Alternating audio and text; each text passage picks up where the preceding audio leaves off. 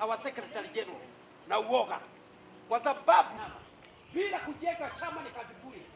Tunatakuja matuere ni marato that todo yanaugerwo bunia au sio? Wa mama wale wako huko nyuma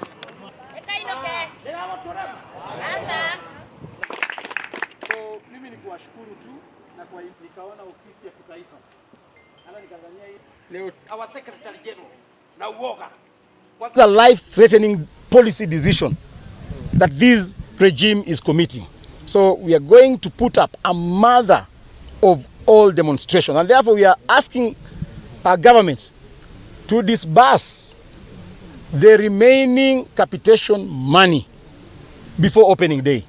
Failure to which no school will be opened if 22,000 has not been disbursed to all the schools in Kenya. We need to say no to this because this is not what is right, this is wrong. We have children who need to go to school, and many places parents are not able to pay school fees.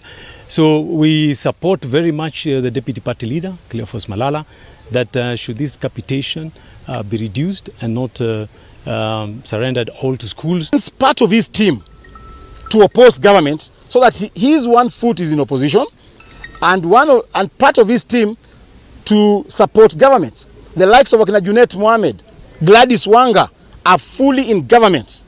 Even the person who wants to reduce the capitation money is a Raila man. Yes. Mbadi is a Raila man. Yes. And therefore it's Raila who is reducing the capitation fee from 22,000 to 16,000. On the other side, he is sending Edwin Sifuna to castigate a government so that ODM is in a situation whereby you cannot really define its form.